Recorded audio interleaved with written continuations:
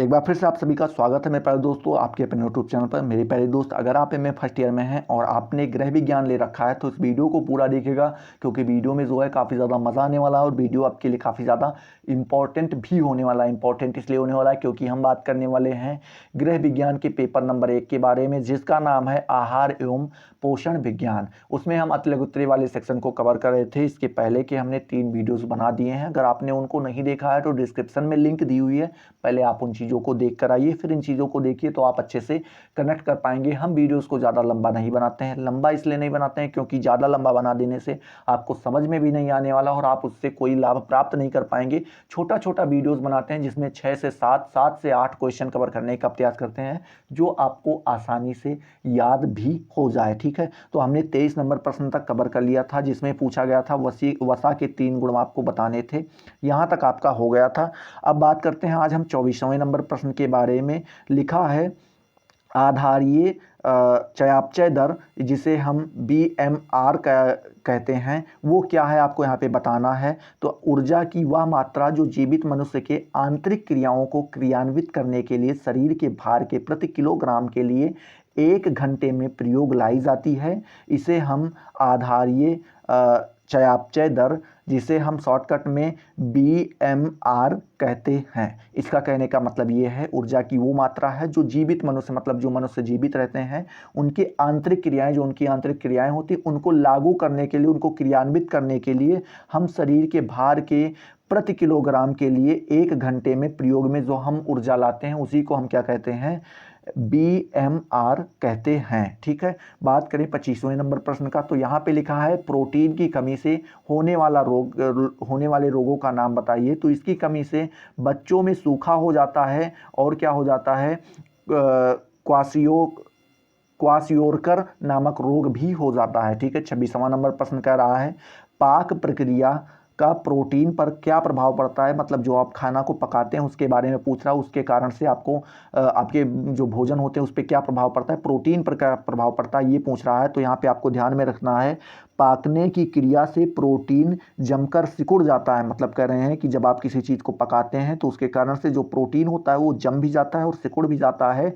हल्की पकी हुई प्रोटीन कच्ची प्रोटीन की अपेक्षा शीघ्र पच जाती है। मतलब कह रहे हैं हल्का सा अगर आप किसी प्रोटीन को पका देते हैं तो वो जो नहीं पकी होती हैं, कच्ची प्रोटीन होती हैं, उनकी अपेक्षा वो ज़्यादा आपका शरीर ज़्यादा पचा पाता है। ठीक है, पर भोजन के अधिक पकने से, जैसे अधिक भूनने तथा तलने की क्रिया में प्रोटीन का पौष्टिक महत्व कम हो जाता है। मतलब कह रहे हैं अगर आप भोजन को ज़्यादा पकाते हैं या फिर ज़्यादा भूनते हैं या फिर ज़्यादा तलते हैं तो प्रोटीन के पौष्टिक महत्व जो हो जाते हैं वो क्या हो जाते हैं, काफ़ी ज़्यादा कम हो जाते हैं। पकने की प्रक्रिया से दालों की प्रोटीन में पोषक मूल्य बढ़ जाता है। अगर आप दाल को पकाते हैं तो उसमें जो पोषण मूल्य होता है प्रोटीन का, वो क्या हो जाता है, काफ़ी ज़्यादा बढ़ जाता है। बात करें आगे, 27वां नंबर प्रश्न पूछ रहा है आपसे कि दूध में कौन सी विटामिन नहीं मिलती है, आपको ध्यान में रखना है।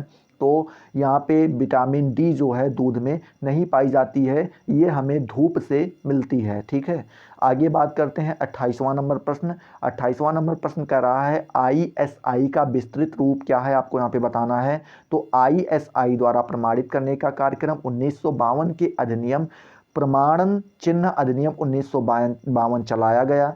इसमें प्रमाणिक माल पर ISI का चिन्ह लगने की व्यवस्था है। मतलब कह रहे हैं कि 1952 ईस्वी में एक 1952 के अधिनियम के अंतर्गत ISI द्वारा प्रमाणित करने का कार्यक्रम जो है स्टार्ट किया गया था, और जिस माल पे ISI का चिन्ह लगता है वो क्या होता है, काफ़ी ज़्यादा उपयोगी माना जाता है, सुरक्षित भोजन माना जाता है। बात करें यह चिन्ह लगा होना ही उस माल की श्रेष्ठता मतलब कितनी अच्छी क्वालिटी का है एवं निर्धारित गुणवत्ता उसकी क्वालिटी क्या है, ये उसकी गारंटी के बारे में बताता है। जो संस्थाएं या निर्माता ISI के अधिकारी हैं, मतलब कह रहे हैं कि जो संस्थाएं या निर्माता हैं ISI के अधिकारी हैं, वो क्या करते हैं, माल के उत्पादन या तैयार होने के समय निरीक्षण करते हैं। जब माल का उत्पादन होता है या जिस समय वो तैयार होता है तो उसका निरीक्षण करते हैं, वही उसकी गुणवत्ता को बनाए रखने का प्रयास भी करते हैं। तो उसकी जो गुणवत्ता है, जो उसकी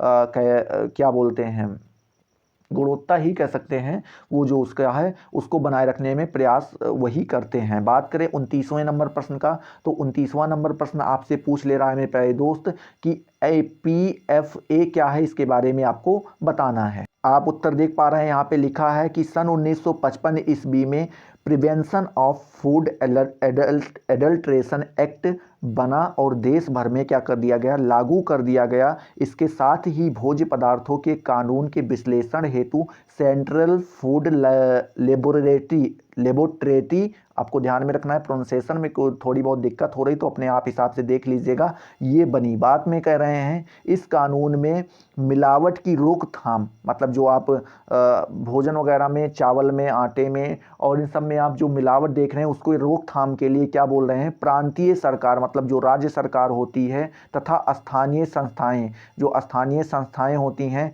उन्होंने क्या किया कि सीधे जिम्मेदारी हो गई। अब इससे क्या हुआ कि इससे जो मिलावट वाला समस्या आ रही थी वो राज्य सरकार और या जो स्थानीय संस्थाएं हैं उसकी सीधे जिम्मेदारी बन गई कि कोई मिलावट ना होने पाए। प्रत्येक राज्य में सेंट्रल पब्लिक हेल्थ लेबोरेटरी बनी, ठीक है। प्रत्येक क्या हुआ, राज्य में ये चीज़ें बनाई गई जिसमें सरकारी फूड एनालिस्ट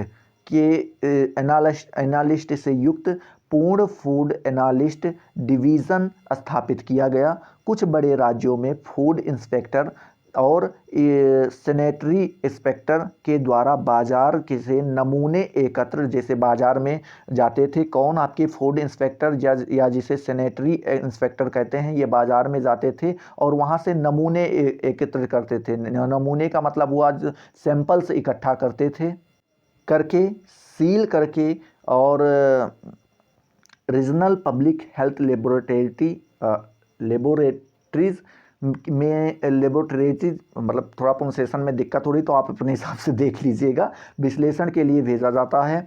इसकी रिपोर्ट के आधार पर व्यापारी अपने अभियोग चलाया जाता है और अपराध सिद्ध हो जाने पर दंड भी दिया जाता है। मतलब कह रहे हैं अगर आप उसमें पकड़े जाते हैं या मिलावट करते वगैरह पकड़े जाते हैं तो आपको क्या किया जाएगा, दंड भी दिया जा सकता है। बात करें FAO क्या है, आपको यहाँ पे बताना है। तो FAO अर्थात जिसे हम फल उत्पादन आदेश सरकार द्वारा भारत सुरक्षा अधिनियम के अंतर्गत 1946 में लागू किया गया था। 1955 में आवश्यक पदार्थ अधिनियम बना, जिसकी धारा 111 के अंतर्गत इसमें संशोधन किया गया। यह आदेश विभिन्न फल एवं सब्जी उत्पादन की गुणवत्ता से संबंधित न्यूनतम मानक निर्धारित करता है। मतलब कह रहे हैं कि 1955 में ये क्या किया गया, अधिनियम में बना और उसके बाद धारा 111 के अंतर्गत इसमें संशोधन भी किया गया। और यह आदेश विभिन्न जो हैं फल होते हैं, जो सब्जियां होती हैं, उसकी गुणवत्ता मतलब उसकी क्वालिटी कैसी है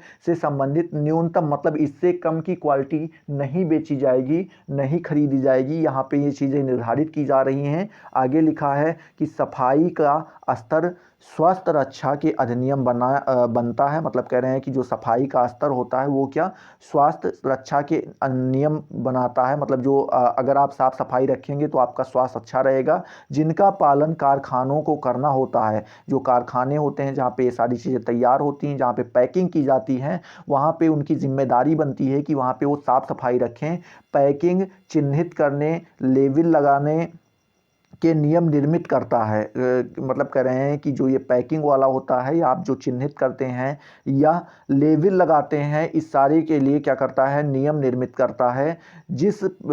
किसी उत्पादन में इन नियमों का पालन ना हो, मतलब कह रहे हैं कि जिस किसी उत्पादन में इन नियमों का पालन नहीं होता है उसमें क्या किया जाता है, उन्हें जो है निम्न स्तर का घोषित कर दिया जाता है।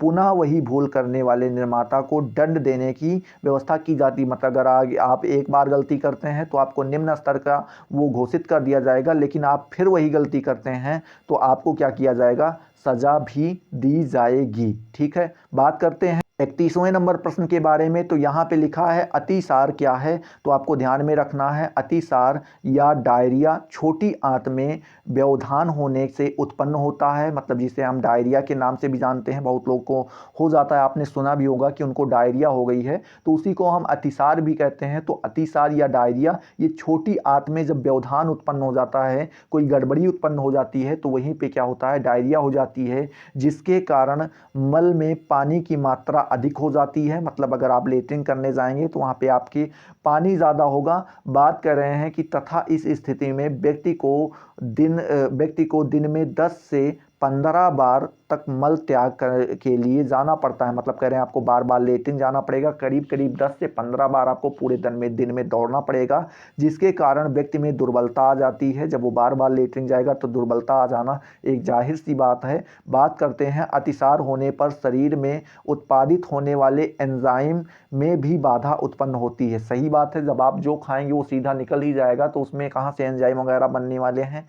तथा आंत में म्यूकोस में सूजन आ जाती है। तो क्या हो रहा है कि आंत की जो म्यूकोसा होता है उसमें क्या हो जाती है, सूजन आ जाती है। कहाँ पे, डायरिया हो जाने के कारण। 32 नंबर प्रश्न आपसे पूछ रहा है, कम सोडियम युक्त आहार किन किन रोगों में दिया जाता है। कौन सा, कोई कुछ भोजन ऐसे होते हैं जिसमें कम सोडियम होते हैं, नमक जिसे हम कहते हैं, ठीक है,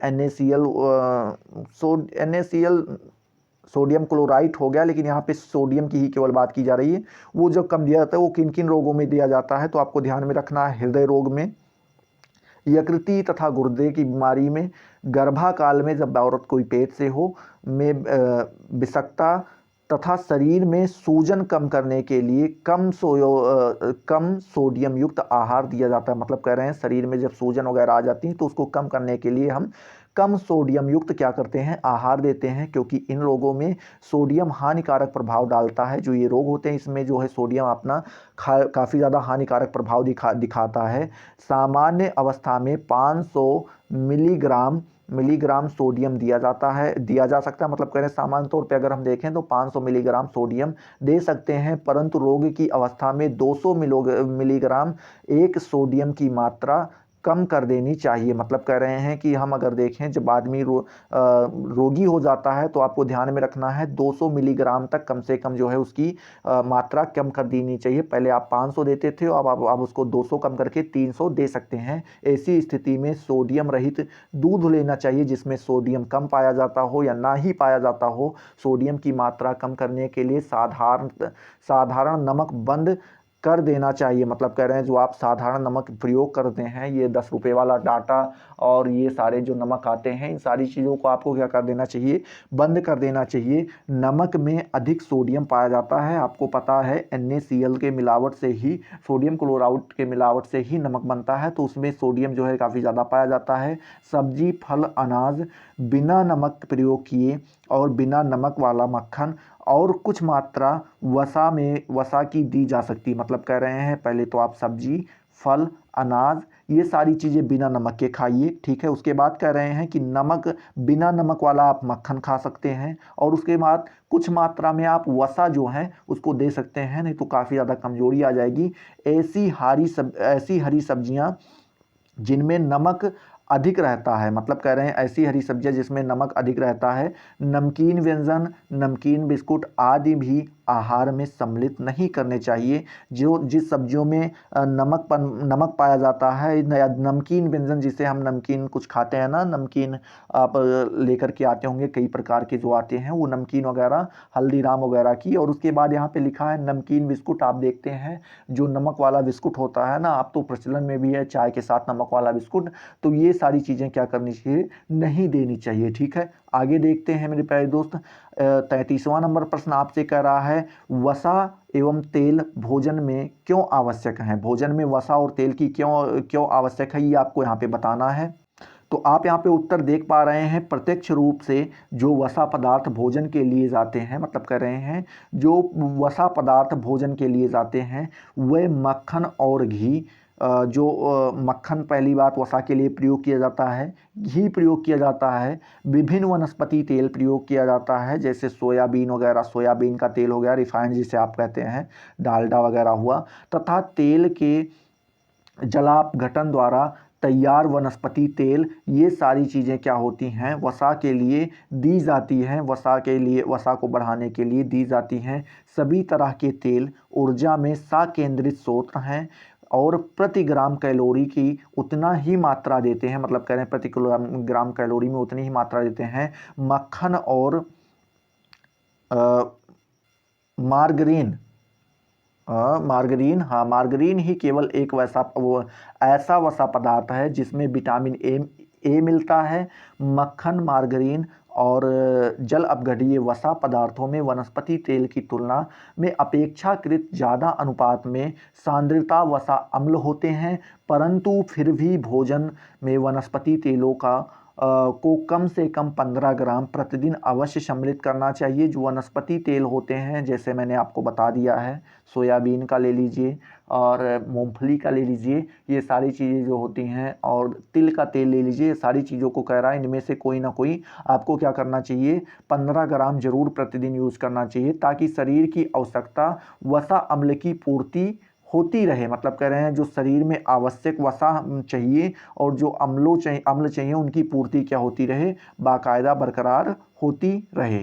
ठीक है, तो आई होप ये सारी चीज़ें आपको अच्छी से क्लियर हुई होंगी। अगर क्लियर हुई हैं तो फटाफट वीडियो को लाइक करो, अपने दोस्तों के साथ शेयर करो। अभी तक आपने चैनल को सब्सक्राइब नहीं किया तो सब्सक्राइब करके बेल वाले आइकन को जरूर दबा दो, जिससे आपको सारी नोटिफिकेशन मिलती रहें और आप उनसे लगातार लाभान्वित होते रहें। तो चलिए अगले वीडियो में मिलते हैं नए जोश नए टॉपिक के साथ। तब तक के लिए जय हिंद, जय भारत।